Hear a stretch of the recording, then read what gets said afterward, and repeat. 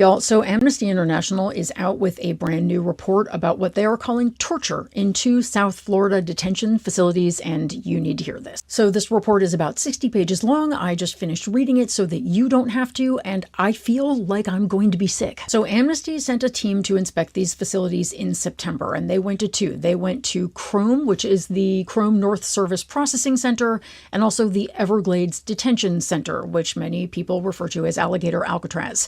And what they found is just beyond disturbing and horrific. I'm not going to be able to tell you everything in the report, but I want to give you enough information that you can share this with others. And first, a little context, because you may think, like I did, that Alligator Alcatraz had been shut down, because we heard that a court did shut it down because environmental reviews had not been done. But apparently, after that happened, another appeals court said, no, you can stay open while the appeal is being considered.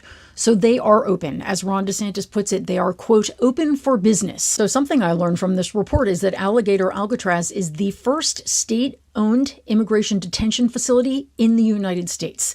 That is a very important fact to understand. Because it is run by the state and not the federal government, there's no federal oversight. People there aren't even tracked in ICE databases, and that's why we keep hearing about people who cannot find their family members who they think may be there. And Amnesty International is underscoring that this is not normal. In fact, they are calling it enforced disappearance. And very likely because there's so little oversight, the conditions there are beyond brutal.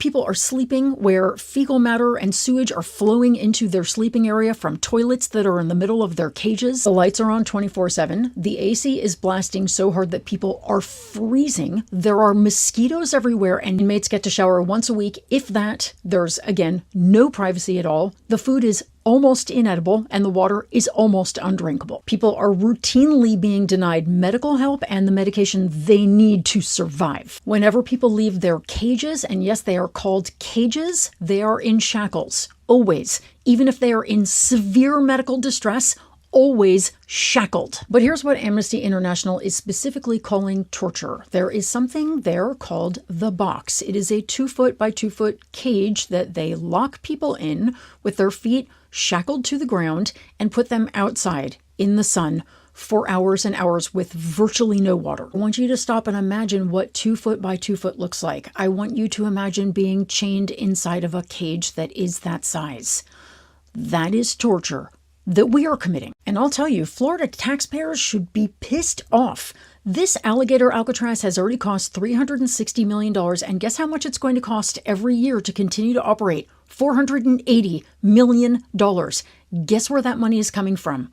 Florida disaster relief funds. So they are cutting actual emergency funding for Floridians to fund this. The report then goes on to talk about Chrome, which is an ICE facility that has been outside of Miami for decades. 4 people have died there already just this year. There is severe overcrowding. People are being held in prolonged solitary confinement, and they are being denied access to their lawyers. And on that note, Governor DeSantis keeps saying that everybody in these 2 facilities has final deportation orders already. That is absolutely false, according to this report. Lawyers have confirmed that there are people with pending asylum claims, there are people with valid immigration status, wrongly detained U.S. citizens. So Amnesty's conclusion in this report is that the conditions at both facilities amount to cruel, inhuman, and degrading treatment under international law, and the use of the box and prolonged solitary confinement meet the legal definition of torture.